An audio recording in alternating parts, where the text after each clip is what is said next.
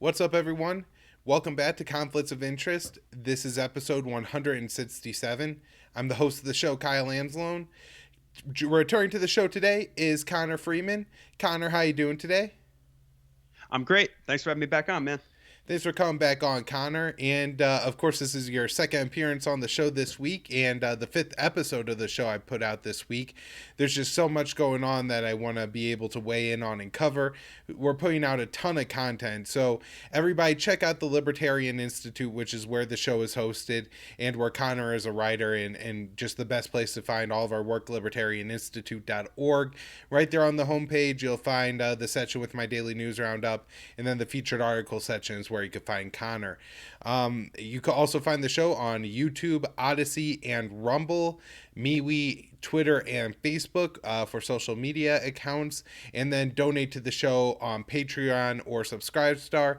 If you got some crypto you want to get us, you can find the information in the show notes page. And then you can support the show and get yourself some great CBD products by doing your CBD shopping at Paloma Verde. The URL is palomaverdecbd.com. The promo code is PEACE. And of course, all the information is in the show notes page. So just go to the Libertarian Institute and find everything.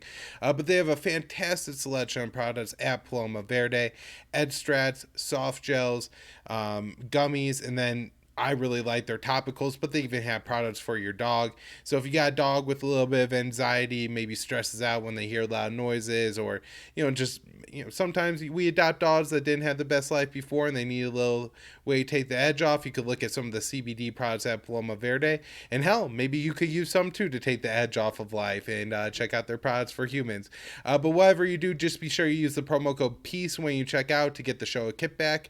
And Connor, let's get into it. The topic today is Iran and the Middle East in general, but most everything has to do with Iran, talking about the relationship with the US, Israel, some follow-up on the Mercer Street incident, and also Iranian ties with China, which are growing in significant ways. But let's start off with what's next for the Iran nuclear deal. In the past probably month on the show, Connor, I've just kind of talked about like, hey, the Iranians say that they're open to returning to talks and would like to do that, but they just had a political transition, and the U.S. Hasn't necessarily expressed any understanding on this. In fact, the statements from the U.S. in the past couple of months have been like, the window of opportunity is limited, and even, statements from Antony Blinken, our Secretary of State, suggesting that if Iran didn't return to the deal soon, it wouldn't even be advantageous for the U.S. to continue to negotiate.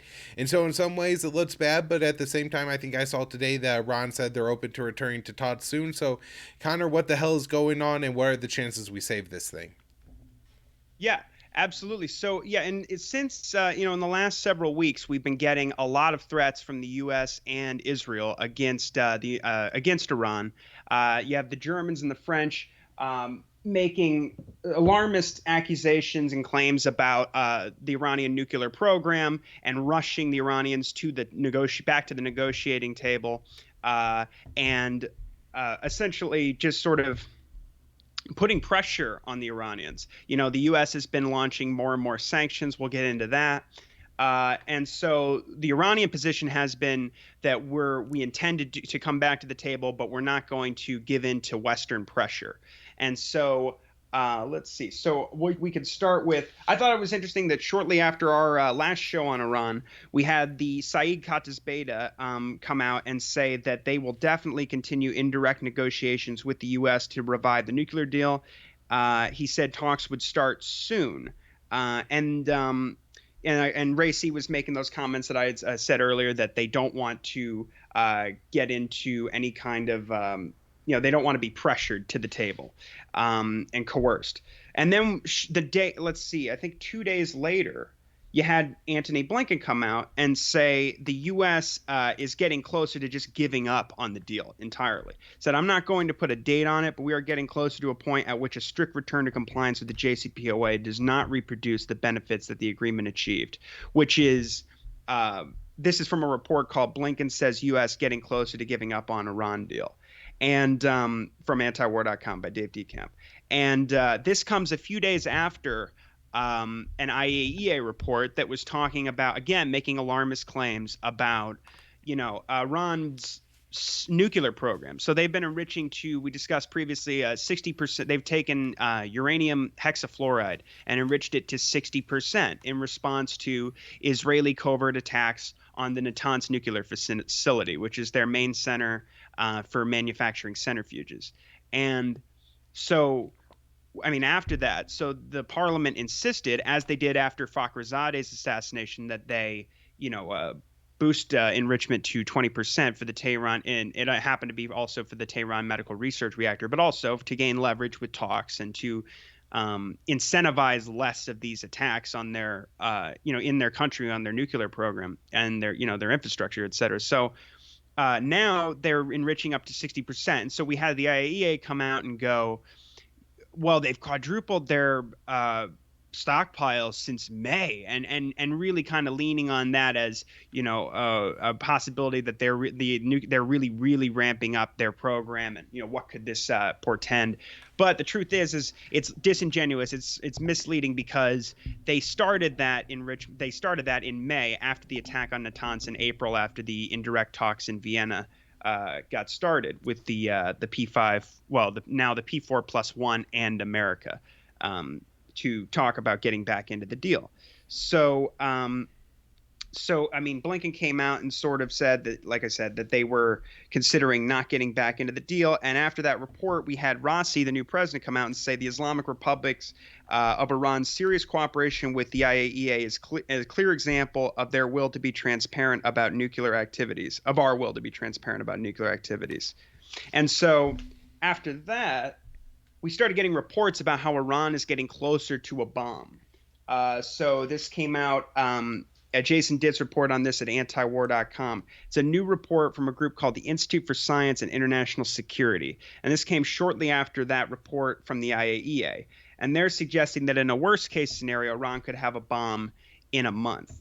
And so Jason debunks this and says that, first of all, they don't have weapons grade uranium, and they've never attempted to make it.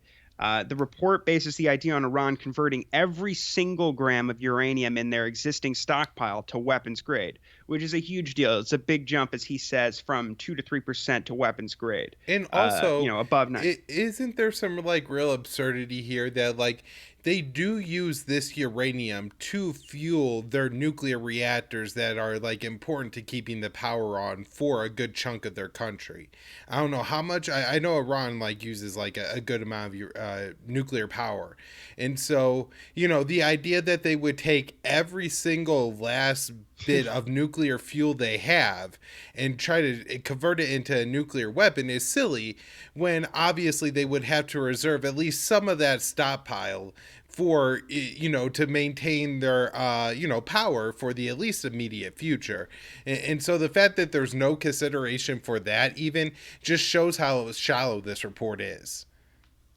Oh yeah, 100%. It's just an excuse to be to make these hyperbolic claims. And I don't know enough about this group, but I mean, just the fact that more and more there seems to be kind of a new push to really make everybody concerned about Iran's program. And also, like you said, it's a civilian program. And that 60% uranium, they don't have any real use for that except to make the point to say, hey, stop attacking our country, stop imposing sanctions, and let's have a real negotiation, which they've been open to. I mean, they're since I've been reporting on this, since we've been discussing about this on the show, and even back during the Trump era, they were talking about, they wanted to return to the deal in exchange for sanctions relief. Now, Rouhani probably would have been, the moderates would have put up with a little bit more of this kind of, basically not getting the concessions that they truly deserve. When Biden says we're going to return to full compliance,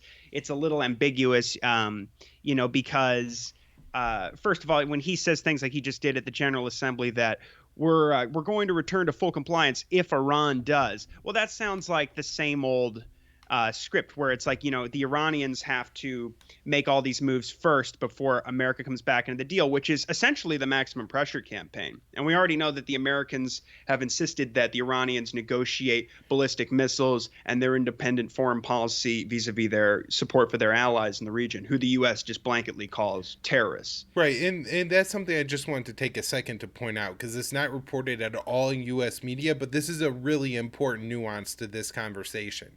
Is Trump unilaterally left the Iran nuclear deal while Iran was complying with it. And so out of that, because, Trump was reckless and reimposed all these sanctions when Iran was complying with the deal, they have now taken steps that, are mostly within the agreement, things that they would be allowed to do if the U.S. was breaking the agreement.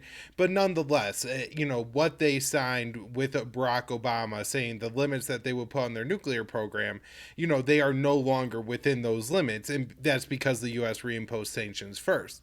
And so what Iran has said time and time again is that they're willing to engage in talks as long as the U.S. isn't actively ramping up the maximum pressure campaign, which the Biden administration has done throughout their entire time. And this has come in two forms, and less directly, from Biden is like the Israeli pressure and all of that. But there's a lot of things like Biden slapping on sanctions even now. Iran saying that, hey, at the beginning of the month, they're saying, hey, we're willing to return to talks as long as it's, doesn't appear to be at the barrel of the American gun. And so what does the U.S. do? They start sanctioning like Hong Kong and China for like doing Iranian imports. So that's just exactly. a constant trend. Yeah, and no, for sure. And they also sanctioned shipping companies recently as well, I believe from I think they were, let's see, Liberia, Romania, and I want to say Oman as well.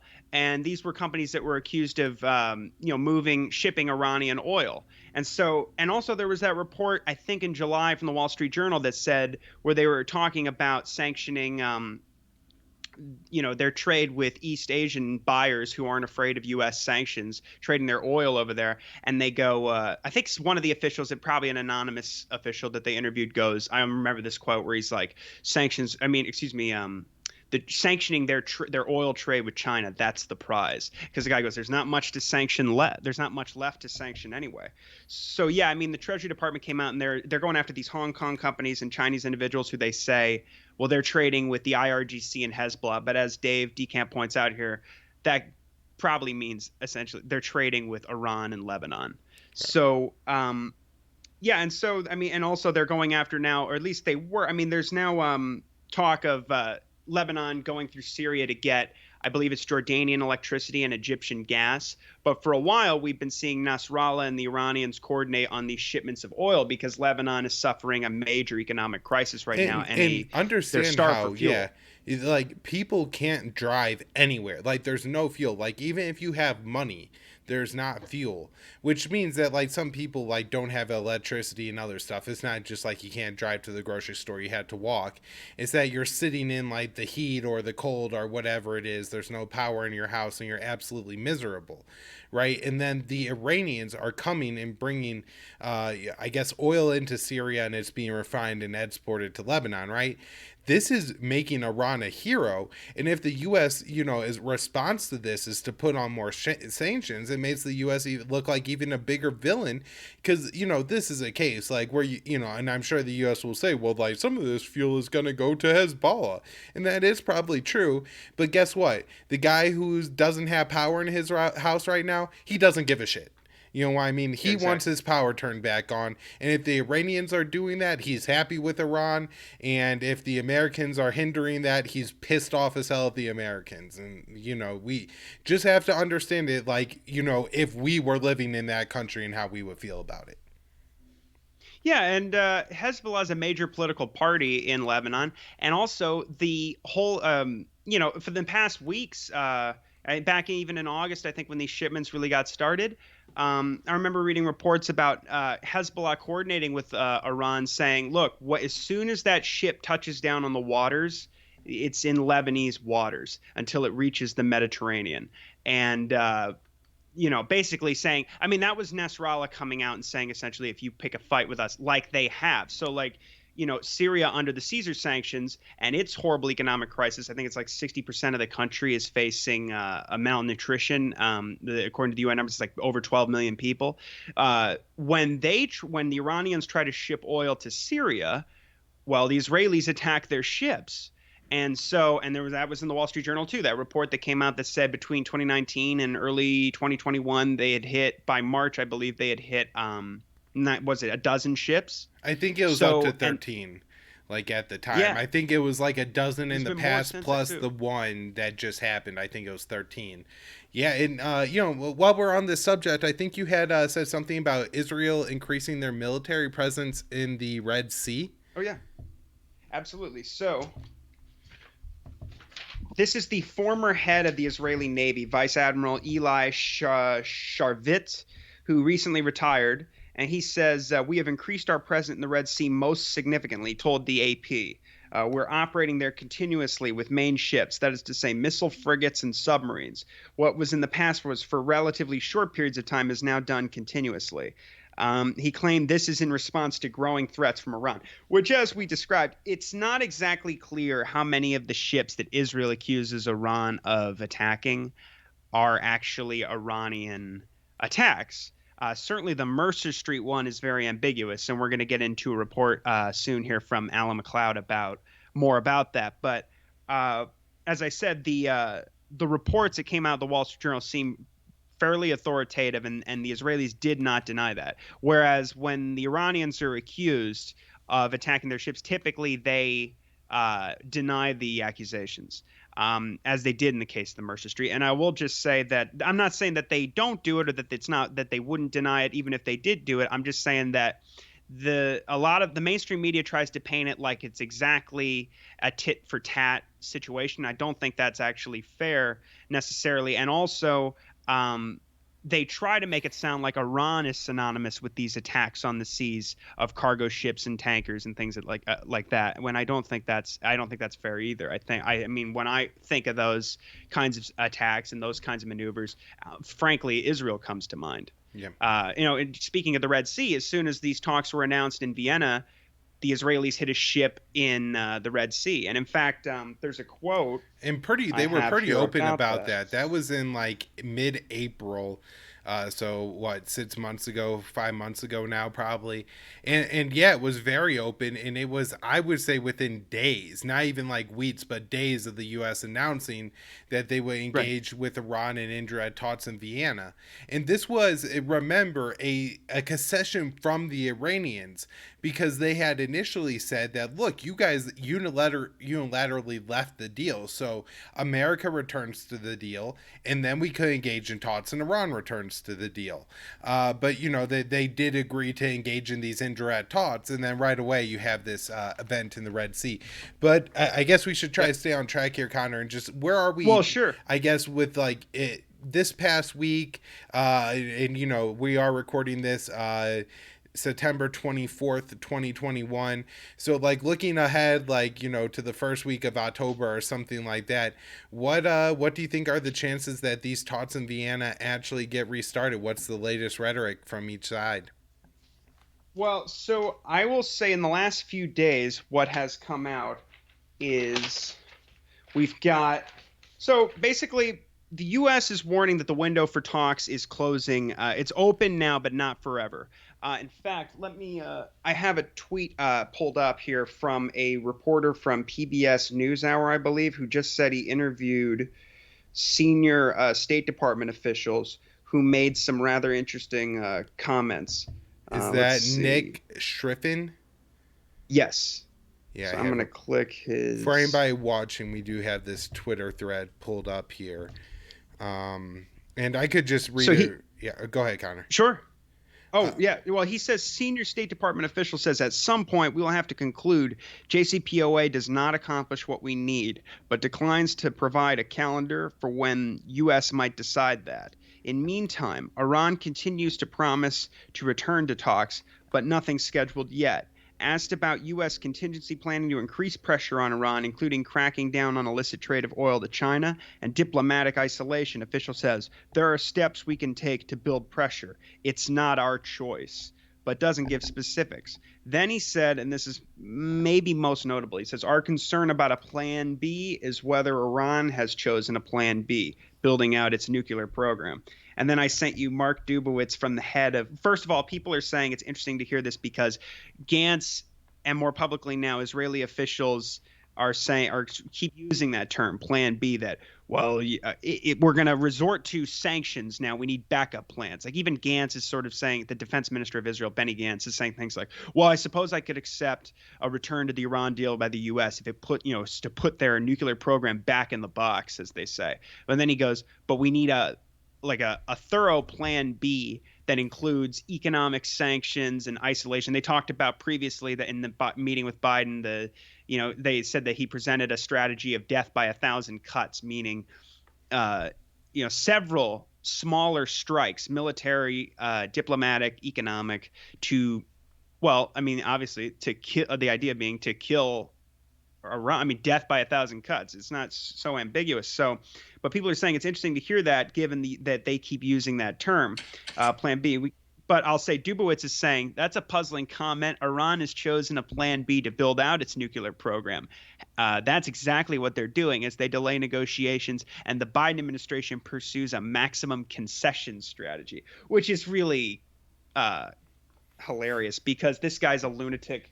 He's the head of the Foundation for Defense of Democracies, which is the most prominent anti-Iran neoconservative think tank in the country. And they're notorious. In fact, they had a huge influence over Trump's policy. So to characterize the guy who's frankly carrying on the Trump policy as the maximum concession strategy is just a little laughable.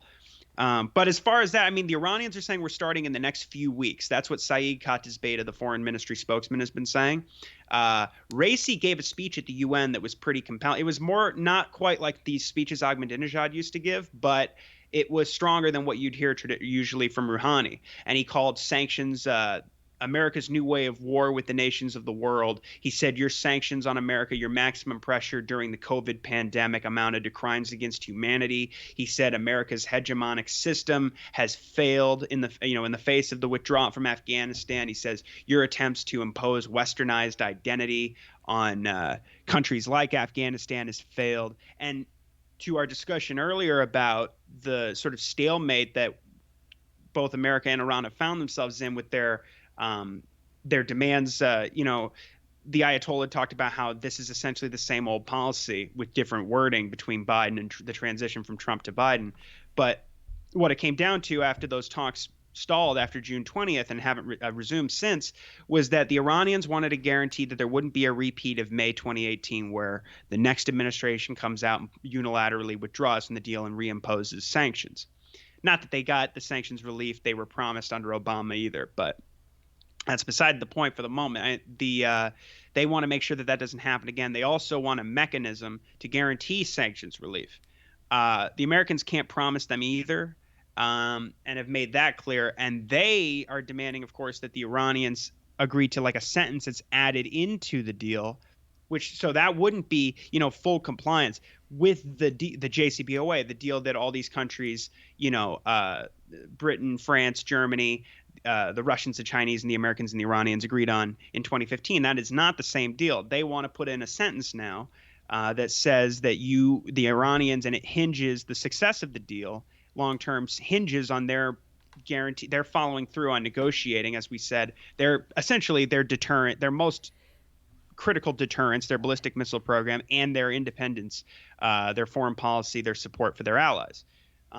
So Raisi said he's not dropping those requests. And he said, we don't trust the promises made by the U.S. government. So that'll be interesting as well if talks do resume. One thing real quick here, Connor, is just the mechanism about making sure sanctions are resumed. I want to explain one of the reasons why I think that's important is because the U.S. has put so many sanctions on Iran in the past 3 or 4 years now, that there are a lot of people and entities and sectors of the Iranian economy that are doubled or triple sanctioned. And so, like, if they say we'll lift sanctions on the construction sector, and they lift the sanctions targeting Iran's construction sector, that's one thing. But then if all the owners of the businesses of Iran's construction center are still sanctioned, then that didn't really achieve, relieving sanctions. And I think that's one of the reasons why that mechanism might be important. But go ahead. Well, yeah, I mean, and I don't remember the exact numbers, but I think it was something like Obama had like 800 sanctions, and they didn't lift all the sanctions. It's not as if the Iran deal lifted all the sanctions that existed prior to the agreement. Then Trump added, I think, 800 more, and Biden has been adding sanctions this whole time. I mean, I remember months back they were sanctioning, interrogators. I think from the IRGC and all, just they look. It's like opaque things they can think of, like, oh, Iranian human rights abuses. Well, they're shipping oil out of the country. It doesn't seem to end. And the Biden administration is pursuing very nakedly the maximum pressure campaign. So it's probably getting even more complicated to lift all that. And they still refuse, after all this time, to lift the Trump era sanctions. And I think it's interesting. I wonder how much there's an internal battle going on, because I think it seems like Blinken is never, Blinken is an interesting character here, because he should be, if the goal is to return to the JCPOA, then he should be leading the charge on this. I wonder what his influence is, because he's the one who seems to, whenever progress is being made, throw cold water on it.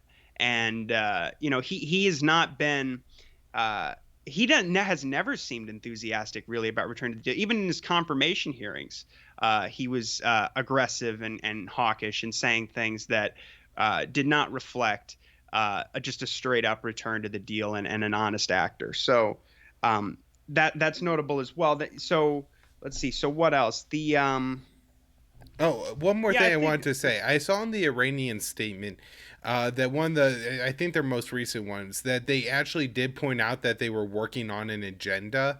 And so that seemed to me to be like some concrete progress, is that they were trying to put something down on paper, to move forward with the talks. Not necessarily that they were like inking a deal or anything like that, but that they were like, putting the agenda together. Seemed to be a step in the right direction. But anything else on the nuclear talks, Connor? I feel like we're pretty caught up before we move on to talk more generally about Israel. Sure. I think we're basically good. I'll just point out that the things were looking good. You had Rafael Grossi traveling to Tehran, and they were placing camera equipment that was destroyed in another Israeli attack on a nuclear facility in Karaj, where we had covered this before. They blew up. There was a hole in the roof of the industrial shed. They had to get it replaced. And it turns out that they destroyed some IAEA cameras that weren't operating at the moment, because the agreement between the IAEA, I think, because after the addition, they got rid of the additional protocol months after Fakhrizadeh was assassinated. Again, a protest to the continuation of the maximum pressure campaign and the Israeli attacks. And so that was controversial, but they did make a deal to maintain these cameras, that they're going to have to be replaced. And it was looking like, he was scheduled to come back, and things seem to be getting better with the IAEA and Iran. And the new head of the Iranian Atomic Energy Agency. But then they brought up this story that seems to crop up every once in a while, and Jason says it seems to be whenever process seems to be being made between the IAEA and the Iranians. They talk about these old, supposedly undeclared nuclear sites where they found a few particles of uranium that haven't been explained. And apparently these accusations about these sites being old nuclear sites originated in Israel. And then they were endorsed by the Americans. And the Iranians say that they don't know how that happened. They don't see how it's relevant. And I guess initially there were accusations that the IAEA inspectors may have accidentally contaminated the sites. So it's a little bizarre, but we had the IAEA calling for meetings over those particles that were detected at those sites, and we had the ambassador of Iran saying this is completely unprofessional and that it doesn't make sense. An insignificant amount of material belonging to 2 decades ago, it doesn't make sense that this would affect the peaceful nature of the nuclear program, especially when there's so many IAEA inspectors being hosted in the country. So I think that's pretty much it as far as what's next for the Iran deal. But we also, a big part of that, of course, then is the the Israeli involvement and their influence on the American administration. So let's see. We'll start with, so the Israeli military is saying that they're greatly accelerating their plans to attack Iran. This also includes more attacks on their nuclear program. We had Naftali Bennett saying to the New York Times before his meeting with Biden previously that he said we're going to continue clandestine attacks, including more of the gray area stuff, and that the chief purpose of this meeting, there were others, PR for the Democrats, and because he's not budging on settlements or anything like that in Palestine or making peace with the Palestinians, they wanted to make it look like he's Biden's new best friend and this sort of thing. But he did say that the big part of it was really encouraging Biden not to return to the Iran deal and stressing how close Iran is to having a bomb. That was another part of it. So they said you had Aviv Kohavi in an interview with Walla News, and Israeli media said a significant chunk of the boost to the defense budget, as was recently agreed, was intended for this purpose. It's a very complicated job with much more intelligence, capabilities, and operational capabilities, and more armaments. We're working on all these things. And he said the IDF's current objective is minimizing Iranian presence in the Middle East with an emphasis on Syria. And so they've bombed Syria a couple of times this month already. So they hit Damascus in the beginning of the month. And then recently they bombed the Syria-Iraqi border and killed, I believe, 3 Shiite militiamen. And so they also said that they're gearing up for more and more attacks on the, like I said, on the Iranian nuclear program. And of course, this doesn't bode well for negotiations either. Just, having the Israelis constantly come out and threaten to attack more, and with, Biden saying in that meeting that he's ready to turn to other options if diplomacy fails. And then you have our top diplomat, like I said, Blinken, coming out and saying he thinks diplomacy basically will fail. So then we had the foreign minister, Yair Lapid, meet with Sergei Lavrov, Russia's foreign minister, in Moscow. And he said Israel reserves the right to act against Iran to stop it from obtaining nuclear weapons.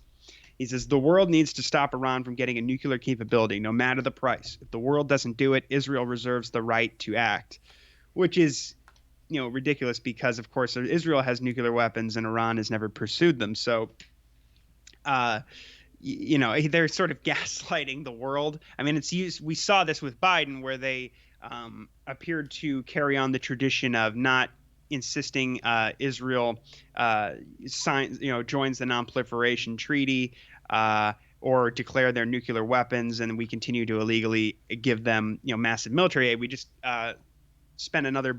agreed to spend another $1 billion to help them replenish their Iron Dome system, which we funded after they used it up quite a bit, their missile defense during this previous assault, this war on Gaza. And so Lapid said, he used the usual line where if Iran gets a nuclear weapon, this will lead to an arms race in the Middle East. And so let's see. We also had Gantz saying, as I mentioned earlier, that he could accept a return to the deal if there's plans for more sanctions and possible military action. So he said the current U.S. approach of putting the Iran nuclear program back in a box, I'd accept that. But he wants to see a viable U.S.-led Plan B that includes more economic pressure if the talks fail. Says Israel has no ability to lead a real Plan B. We can't put together an international economic sanctions regime. This has to be led by the U.S. And then he also talked about a Plan C, which, as he said, if push comes to shove, we'll get there. He's talking about military action. He says, we're not America, but we have our capabilities. So, and then we have Blinken coming out and encouraging more Arab states to join the Abraham's Accords. This was on the 1-year anniversary of the Abraham's Accords. He says, we encourage more countries to follow the lead of the Emiratis, Bahrain, and Morocco. And of course, this is the whole point of this is to encircle Iran with weapons, throw the Palestinians under the bus and set the precedent. I think even Pompeo came out and basically said this at some point, that the whole point is to establish the precedent, that you don't have to talk, a 2-state solution, independence for the Palestinians, that does not have to be on the table in order for Israel to make to normalize with these Arab states. And And also one thing I want to point out about the Abraham Accords, real quick, is just Israel's always like, oh, if the U.S. Makes a deal with Iran, Iran's going to get nuclear weapons, and then we have an arms race in the Middle East. Well, the Abraham Accords made a deal where the UAE agreed to normalize relations with Israel, but only if they were going to get a whole bunch of weapons from the United States. To which Israel said, we're supposed to maintain a quantitative military edge over the UAE and other Middle Eastern states, so you have to sell us even more weapons. And I don't know, kind of that just kind of sounds like an arms race to me. I guess the U.S. likes it because everybody's buying Lockheed products, but it seems kind of like they're creating this situation in the Middle East they're saying they're trying to avoid. yeah, I mean, and also if I mean, you had activist groups protesting the arms sale to the UAE. In fact, the pressure was so high that you had Biden come out and insist that he would stop the quote relevant arms sales because of war crimes committed by the UAE in Yemen. Not to mention, Al Qaeda in the Arabian Peninsula is a part of the Saudi-led coalition, and also, fight in the sort of is a line. They're a part of the UAE's militia on the ground there. So they've been incorporated over the years. So in addition to aid to Israel being illegal, I think I mean, that has to be illegal as well, because you're technically arming a group that's, Al Qaeda is a part of their coalition. So, yeah. And also, I mean, this is also interesting because, we've been hearing a lot more from the Israelis and a lot of the neoconservatives like Elliot Abrams. There's some pieces I found a little while ago from Ali Abduma from Electronic Intifada, and also Phil Weiss at Mondo Weiss, talking about how the neoconservatives are very focused right now. As I said, people like Abrams, who want to build a NATO equivalent in the region led by Israel that is, focused on Iran. And I think a big part of this, and we're going to get into this, is, and it's not, I don't think it's accidental that Blinken is saying all this, because he's the neoliberal Rena Pompeo, right? So he's coming out and carrying on this same sort of policy. And they're trying to, I think, thwart this breakout of diplomacy between these Gulf states that we've been seeing a lot lately. Yep. And I'll just say, to continuing our section on Israel, we just got a report that Jake Sullivan is leading the secret working group talks. And every once in a while, we hear that this working group between Israel and Iran is back up discussing things. I think the first time I heard about it again this year was after the first bombing, of Shia militiamen, Iraqi militiamen in Syria in February. The Biden administration did, where there were reports that Israel was very pleased with that, and also that they had been given advance notice through the working group. And they've previously worked together on stirring up internal unrest in Iran and that sort of thing during the Trump administration. And those strikes on the Shia militias along the border of Iraq and Syria are some of the most provocative things that can be done in the Middle East. We saw that this was, one of these strikes eventually escalated to the point where the U.S. Killed Qasem Soleimani in the Baghdad airport. And so just to understand that, maybe it doesn't sound like a big deal to anybody if 3 militia members die on the Iraq-Syria border, but, with the Shia men understanding that it was either a U.S. or an Israeli strike, and the place that they could retaliate that is by, shelling either an Afghan government or Iraq government building or U.S. soldiers at an Iraqi base, and that's the kind of thing, again, that's going to then cause the U.S. to carry out big airstrikes against these Shia militias, which they'll probably do something, like they did the embassy in Baghdad, or, and again, maybe a more serious targeted strike on U.S. or U.S. contractors in Iraq, and eventually, you're at a point where you have every single politician in the U.S. going, you can't negotiate with Iran right now, they're killing our boys in Iraq, and things like that. This is the reason that, this is really important. Yeah, the Israelis and the Americans treat those what are frankly now especially becoming much more nationalist militias.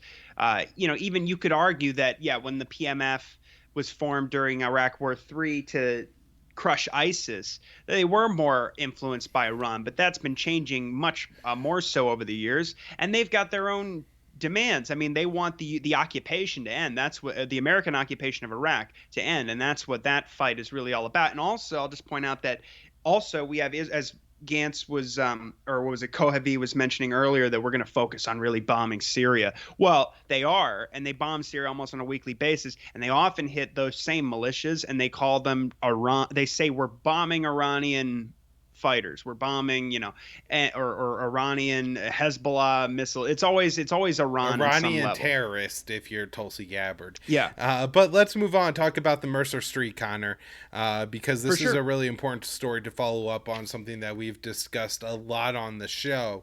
And, something about this stunk from the very beginning. And, there's not a whole lot of details that were made public, although there were a lot of big accusations made. But now there's some really good reporting by Alan McLeod at Minpress News in this article titled "Revealed: Mercer Street's Parent Shipping Company a Front for Israeli Intelligence." So, Connor, tell us what's going on here. Yeah, absolutely. So, let's see. So, actually, I just wanted to mention really quick that meeting with Sullivan, they're talking essentially just about imposing more and more sanctions. The Israelis are telling him to go ahead and start doing that now because they're saying, well, there's a delay in the talks. And they're focusing on especially going after those sanctions with that trade, the oil trade with buyers in East Asia. So it's more of that, but it's just important to note that the Israelis are pressuring them to go ahead and basically screw everything up now. I mean, if they did that, that would be, they're already launching sanctions, but to launch that much more and to make it that much more clear that it's just much largely in coordination with Israel, I think that would go a long way to making talks that much less likely and conflict more inevitable. So with the Zodiac Maritime, and I thought when this happened, when there was the attack, the alleged Iranian attack on the Mercer Street, I thought that this was going to be used because, Raisi was just coming in. He was being painted as this hardliner who could never be reasoned with, and the true face of Iran, I think, is how Elliot Abrams described him. And he said he wanted him to come to power because then they could use that as a weapon against the Iran deal, as a weapon against ending maximum pressure and this sort of thing. And so it's very, we didn't know for a minute because you and I had talked previously, and I think on our last show about Iran, that it's interesting, how this disappeared from the news after CENTCOM came out with their less than convincing evidence of a couple pieces of bent metal that they claimed resembled an Iranian suicide drone. And therefore it had, you know what I mean? Like they didn't prove anything. It was ridiculous and very quickly, brushed under the rug and it fell out of the news cycle. And this was after you had the Israelis saying that we need to attack Iran. We need an international coalition. You had the British coming out and demanding actually much of the same thing, saying that they were considering launching a special operations attack because one of their nationals had been killed. They accused the idea was that the Houthis may have been responsible. So there were reports of the British sending a team of like 40 special air services, their top tier special forces, into East Yemen to meet with American special forces to find the Houthis who did this. And that was suspicious too, because the Houthis are not based in eastern Yemen. I'm not sure how many of them are there anyway, but that just seemed odd anyway, that they would go there. But what's very interesting is that it seems like there's a thread here, a common thread, where if you get too close to discussing Zodiac Maritime, the story just falls out of the news. And so we can find out why here. So Zodiac Maritime, which was the operator of the Mercer Street, it's a company based in officially based in Monaco, but mostly it's run out of London, and most of their fleet is based in Britain, registered in Britain. And it's run by a guy named Eyal Ofer, who is the third richest billionaire in Israel. And so Zodiac Maritime, as Alan McLeod says here, has a long history of working closely with both the Israeli Defense Forces and the Mossad, using their ships to ferry arms and operatives around the region for covert operations, including assassinations. So yeah, they're a worldwide shipping conglomerate. Eyal and Edan Offer are Sammy Offer's sons. They're respectively, as I said, the third, and also Edan is the ninth richest billionaire in Israel, and they've taken over the business from their father, Sammy. And so there was an investigation around the time of 2011 when Sammy died because they had been docking at Iranian ports for years and years. And the Americans thought they started investigating this Zodiac Maritime because it looked like they were helping Iran skirt around the blockade and the sanctions. And the Treasury Department announced sanctions against this company, actually. And so the Israelis then said, well, this is a very a well-established company. Why are they trading with the enemy like this? So they launched their own inquiry. And so as it's going, and this is in 2011, in the middle of the committee hearings, the chairman, Carmel Shama, is handed a note by, quote, a very high-ranking security official, rumored to have been Mossad director Tamir Pardo. So shortly after that, she ordered all press to leave the meeting and finish the event behind closed doors. And this is interesting because it had been quite a scandal. It was being referred to in the Israeli media as Offergate, and it was a huge deal. And so this chairman. The committee chairman came out and said, let's just be clear. The note is not from a political figure, not from a business figure. It turns out the reality is much more complex, much more complicated and touchy than the average imagination can handle. She offered as an explanation. And so, as Alan says, the reaction from the Knesset and the U.S. government suggests that it was extremely secret. They didn't seem to know what was going on either. It was going on behind their backs. You had Netanyahu come out and say that, yeah, I think this is around the time that Sammy Offer is dying, and he says he's a Zion, Sammy is a Zionist through and through. And you had Meir Dagon, who is a former director of the Mossad, recently retired, came out and said this case had been blown out of proportion, and that it was likely that the Offer family had been acting in the interests or service, I should say, of the state of Israel. So we'll get into what they were involved in. So they had for years been using their cargo ships with modified hulls to ferry Israeli Black Hawk helicopters into Iran to conduct reconnaissance missions and spying operations over, their alleged nuclear program. And so, as Alan says, and so the business, as he says, their business relationship with Iranian ports and shipping companies over the years was crucial to the endeavor because it provides the cover and the means to enter their waters without attracting suspicion.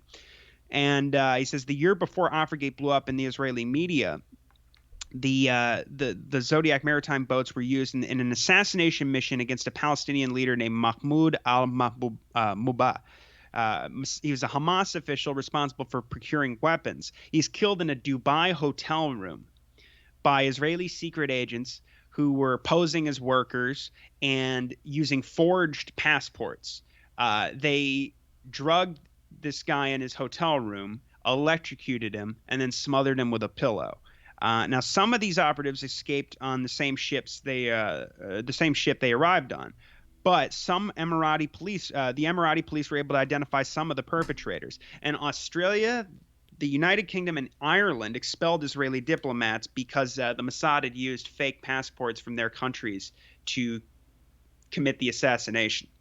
So, and then also he says goes back decades. You look at 1988, you had a guy who would be the future under the command of Moshe Ya'alon, who would be in the future be the vice prime minister, minister of defense. Moshe Ya'alon famously said, I believe in 2016, I think it's even in the Washington Post, I cited it in one of my early articles. He infamously said, I'd much rather see ISIS rule all of Syria than the Iran-backed government. And have, obviously have ISIS on their borders. It wasn't a concern to him as much as getting rid of Assad. So so they used modified cargo ships to smuggle soldiers and helicopters into Tunisia, where they killed the deputy leader of the PLO, Khalil al-Wazir, before returning the ship and making a hasty retreat. And so what Alan says is that, perhaps if Iran did do this, And I'm not saying they did, and he isn't either. He's saying, potentially they suspected something about the Mercer Street that's not publicly known. The vessel was traveling from Africa to the UAE, and when hit, was about to enter the Gulf of Oman, the narrow maritime passage between the Arabian Peninsula and Iran. And there was reportedly no cargo on board, which I always thought was strange.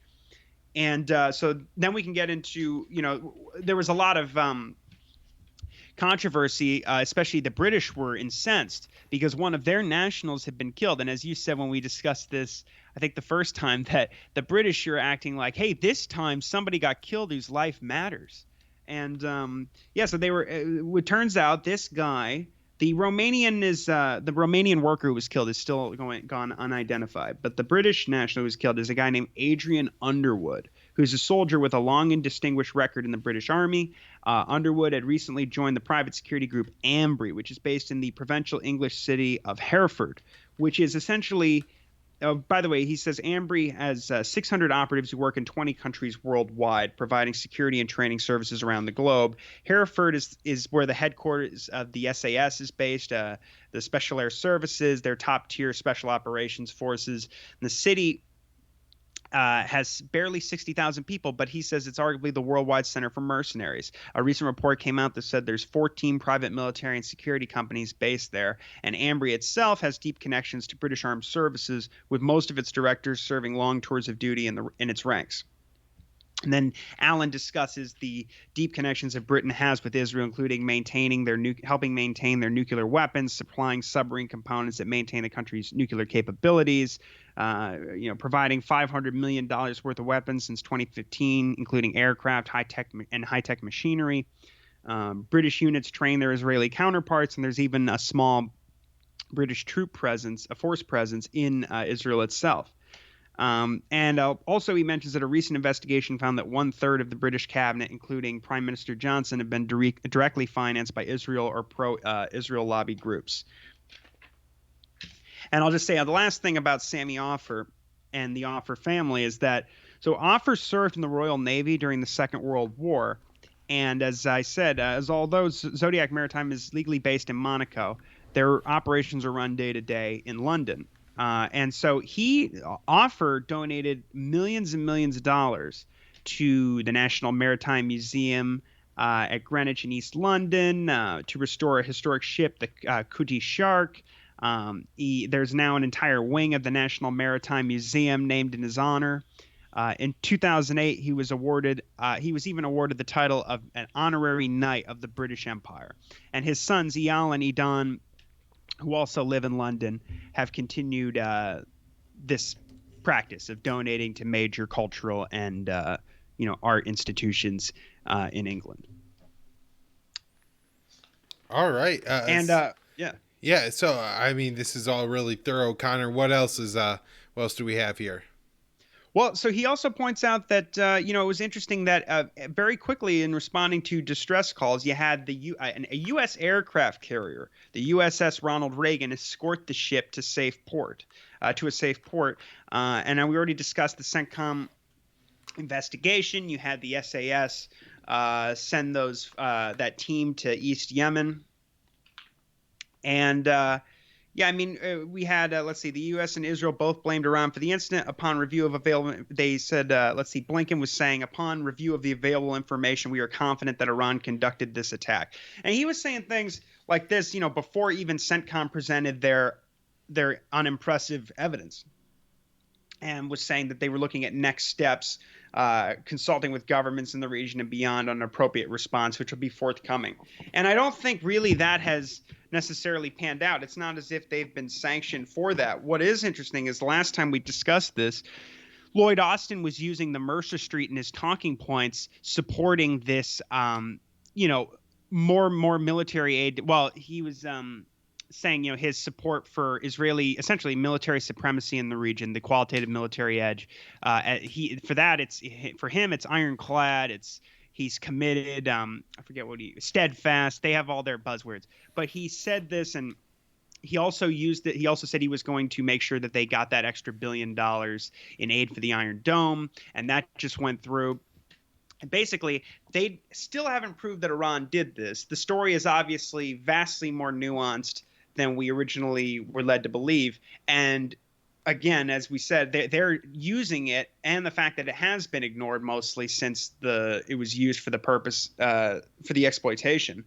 They are using it now to support more and more support for Israel, and I don't know what that forthcoming response will be, but perhaps, it might not be the justification they use to skirt the deal, and I haven't seen them impose more sanctions over this, but the American military and the Israelis are using this as rhetoric to justify, the Israelis, as we said, putting more forces in more naval presence in the Red Sea.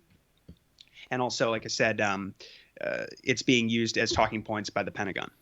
All right, Connor, before we wrap up, and as quick as possible, I know we're not going to be able to spend as much time on this story as it deserves, but I do want to at least mention it to my audience, and I'm sure we'll talk about more in the future. And that is, Iran has become a full member of the SCO, which is the Shanghai Cooperation Organization. And so just as quick as you can, explain what that is and why this matters. So this is basically a group that's it's an organization that includes China, Russia, India, Pakistan, Tajikistan, Uzbekistan, Kyrgyzstan, and Kazakhstan. It's not. It's more. There's sort of a debate over how important this is. There's a couple of different articles that came out about this. But essentially, Iran has been an observant member of this influential group since 2005, and they were admitted this year because originally the problem was that Iran was still under UN sanctions, but this group does not recognize unilateral sanctions, so they were let into the group. Now, the Iranians in Raisi's speech, the hope with Iran is that they will be able to use this membership to boost their prestige and their diplomatic and economic gains. So, Raisi's speech was actually pretty he's talking about, he says, Iran's geopolitical position, population, energy supplies, transport potential, workforce, and culture can provide a, quote, meaningful momentum to major regional master plans, including China's Belt and Road Initiative. He says the world has entered a new era. Hegemony and unilateralism are failing. The international balance is moving toward multilateralism and redistribution of power to the benefit of independent countries. He's hoping also that being in this group can help him get some sanctions relief. It's not exactly clear how effective that will be, but he's saying unilateral sanctions are not against only one country. As has become evident in recent years, sanctions have attacked more independent countries, especially members of the organization. I think he's talking, implicitly about Russia and China and looking for support. I would guess, though, just real quick, Connor, that all these countries are in the region. And so if let's say, Tajikistan was importing anything from Iran and Iran gets sanctioned, then Tajikistan can no longer import that from Iran. And so, while the U.S. says, oh, we're not sanctioning Tajikistan and they could buy that somewhere else, I mean, it's probably going to be more expensive and a different product, not exactly the same. There's going to be all kinds of problems with it. And so, when you do sanction Iran, you sanction all their trading partners. Oh, absolutely. And as a part of that, well, that's one of the reasons why I was saying it's kind of unclear how effective these agreements have been. But there were quite a few bilateral talks, including with Tajikistan. So Raisi met with Tajikistan's president, Emomali Rahmon, and the two set a target for $500 million in annual bilateral trade, 10 times higher than current levels. Now, see, some people are saying that, Raisi, so they interview a guy who's a visiting fellow at a German foreign policy think tank called the Institute for International Security Affairs. His name is Hamed Riza Azizi. Probably pronouncing that wrong, but the name of the article is What Iran's Membership of Shanghai Cooperation Organization Means. And he says the issue is Iran looks at it as a concert of non-Western great powers rather than a modern international organization. They view it as an anti-Western, anti-U.S. setting. He was talking about how, basically, Raisi, like I said, is saying that they've been unfair in the negotiations with the Iran deal. They only turned to diplomacy to their benefit through using it as tools of threats and pressure and this sort of thing.